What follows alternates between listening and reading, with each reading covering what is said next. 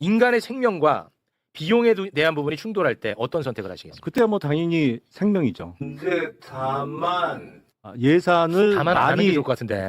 안 들어가야 할 것이 서가문 중에 본의 아니게 라는 말. 오해다.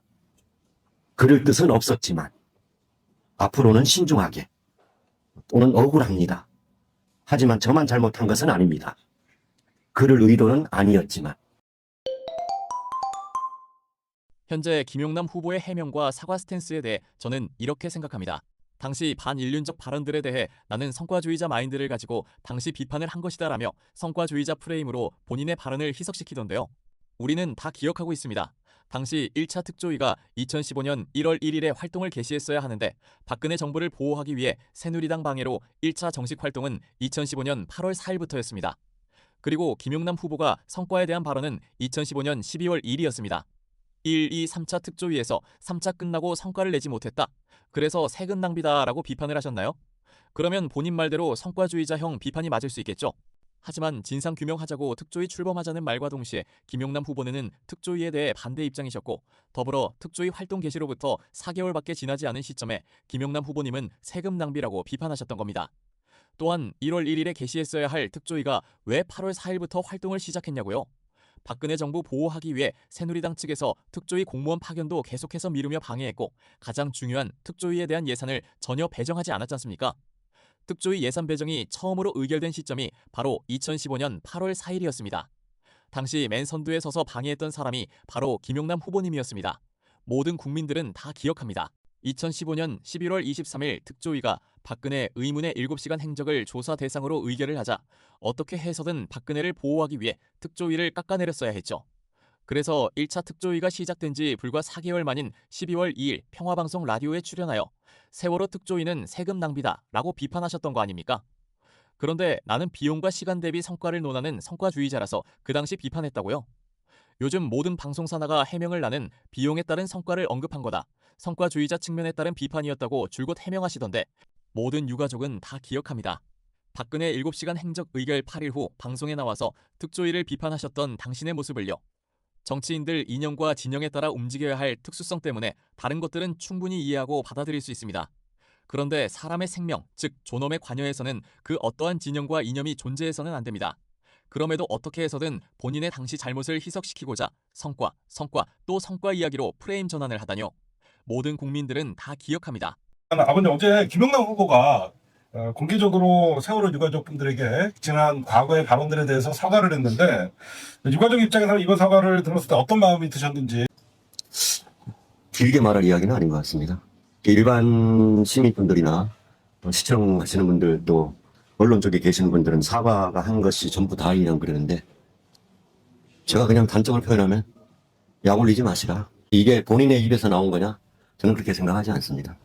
그러면 누군가가 이야기를 해줬다면 그 이야기 한 사람이 사과를 한 게 맞는 거고 근본이 안 된 거는 어쩔 수가 없는 거죠.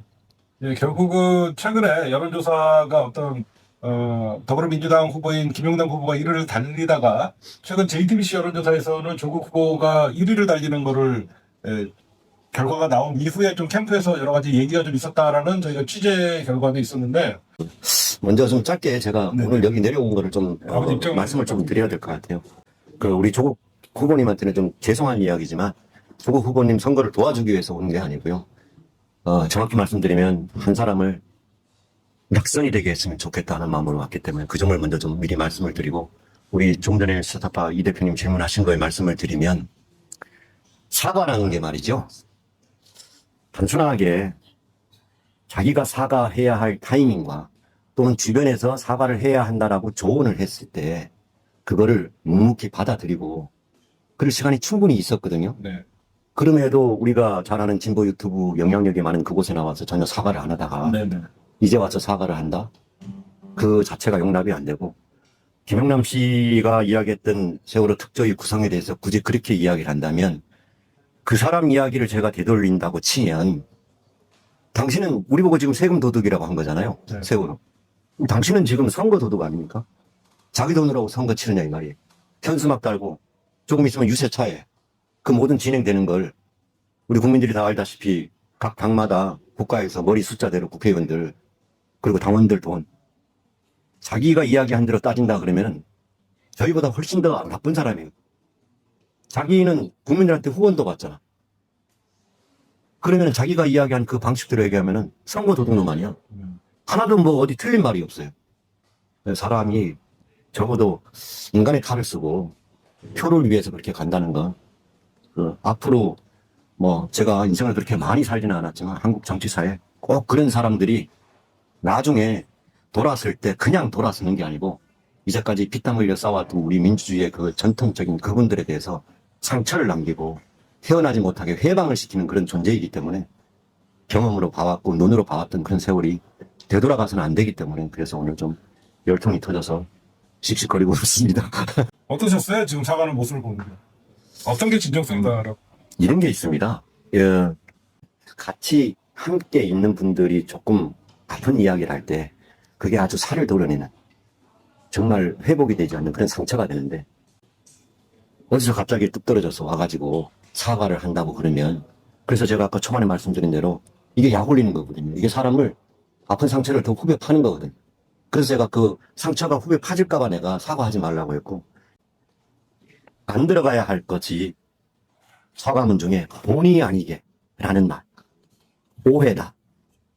그럴 뜻은 없었지만 앞으로는 신중하게 또는 억울합니다. 하지만 저만 잘못한 것은 아닙니다. 그럴 의도는 아니었지만 어제 사과문 중에서도 이 내용이 들어가 있어요. 아버님은 진짜 인간적으로 왜 사과했다라고 보세요? 제가 일일이 우리 김영남 씨가 어저께 한 사과문에 대해서 반박을 할 필요도 없고 그런 가치도 없다라고 생각을 하는데 혹시나 또 이야기를 하실지 몰라서 네. 제가 사과하지 말라고 했는데 사과했으니까 네. 제가 그냥 단적으로 한 가지만 말씀을 드리면 김영남 씨가 사과한 내용 것 중에 앞뒤가 안 맞아요. 이야기를 할 때 특조위가 그분이 강조한 이야기가 네. 결과적으로는 성과가 없었다. 그 많은 돈을 들이고도. 그런데 특별법 발의할 때 국회의원 중에서 그 당시에 12명이 반대한 사람이 있는데 그 중에 한 사람이 김용남 씨예요. 시작을 하는 시점에 당신은 반대를 한 거야. 그런데 지금 결과물을 가지고 나온 게 없다. 제가 느끼기에는 그렇습니다. 정말 진정한 사과라면 이 정치도 보면 굉장히 긴 마라톤에 있거든요. 내가 잠시 수그러든다고, 내가 잠시 접는다고 그 자기 정치 인생의 생명이 끊기는 게 아니거든요. 정말로 본질적으로 자기가 진정한 사과를 한다 그러면 내려놔야 됩니다. 그리고 좀 뭐한 얘기지만 지금 착각들을 하고 계시는데 이재명 대통령이 일각에서는 뭐 추천을 했네, 끌어안았네, 그따위 소리 하는데 아닙니다. 제가 이재명 대통령을 뭐 누구보다 잘 안다라고 그렇게 말씀을 못 드리지만 제가 시장님 시절도 인터뷰를 다 했고요. 도지사 시절도. 이재명 대통령님은 어떤 분이냐 하면 참사 일어나고 일주일 될 때 안 오셨어요. 여기서 끊으면 큰일 납니다. 그 다음날 되셔가지고요. 저희 가족들이 있는 부스에 그냥 들어오셨어요. 그 당시에 성남시장. 네, 성남시장 시절에. 그분이 그냥 그러시는 거예요. 어제는 와도, 물론 박근혜는 안 왔지만, 여기저기 한다고 하는 명찰 가신 분들 다 올 거고, 정신도 없고, 부모님들 많이 힘드실 텐데, 오늘 조용히 다녀가려고 왔습니다. 그 말씀에 그분의 가지고 있는 본질이 다 드러나는 거거든요. 그래서 저는, 김용남 씨한테 진정한 사과라 그러면 조금 쉬셔라. 제가 방송이니까 제가 이 정도로 최대한으로 제가 예우 차원에서 이 정도 얘기 말씀을 드리는 거지 좀 이제는 좀 쉬시고 근본이 잘못되어서 사람 바꿔 쓸 수 없다는 이야기를 많이 하는데 간혹 가다 바꿔 쓸 수 있는 사람도 있다고 봐요. 그런다고 치면 지금은 자중할 때고 자기의 피 수혈을 좀 해야 됩니다. 병원에서도 수혈을 할 때 말이에요. 천천히 수혈을 해야 그게 수혈이 가능해지고 목숨에 지장이 없어요. 지금 여기 온 지 얼마나 됐다고 그걸 민주당에서 끌어안았다고 그걸 한 방에 다 우리가 겪어온 시절이 있는데 당신이 이재명 대통령이 끌어안고 추천했다고 하는 그 착각을 하지 마세요. 그렇게 따진다면은 김영남 씨 방법으로 따진다면 나는 이재명 대통령 형제나 친구가 돼야 되는 거예요. 그렇지 않습니까? 그래서 좀 자중하시고 네. 정신을 좀 차리셨으면 좋겠다. 자, 하나 여쭤보겠습니다. 이제 의정활동을 만약에 하게 된다면 인간의 생명에 대한 문제하고 비용에 대한 문제가 충돌할 때 네. 그때 어떤 선택을 하시겠습니까? 왜냐면 의정 활동을 할 때는 어찌됐든 세비를 내가 결정하는 역할을 하는 사람일 거 아니겠습니까? 세금에 대해서. 네, 네. 그게 뭐 국회가 가장 핵심적인 일이니까.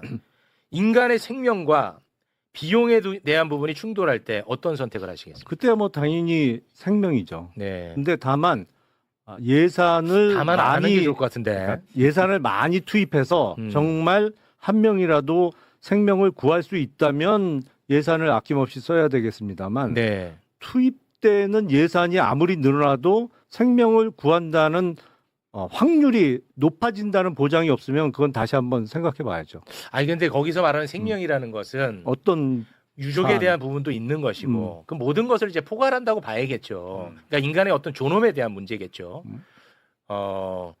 예를 들어서 뭐 진상을 규명하고 하는 걸로 죽었던 사람이 살아납니까? 그건 아니잖아요. 그건 아니죠. 그건 아니잖아. 네, 네. 근데 그거를 제가 좀 뭉뚱그려서 이렇게 그냥 단순화해서 질문을 드렸던 거였습니다. 다만은 좀 빼주시면 어떨까요? 당시 진영 논리에 따라 본인들 당에서 배출한 박근혜를 보호하기 위해 그리고 본인들의 자리 유지를 위해 특조위를 비판하셨다면 최소한 그 대상이 소중한 우리 아이들이었던 것 정도는 아셨어야죠. 오늘 영상 많은 분이 보실 수 있게 좋아요와 구독 한번 부탁드립니다.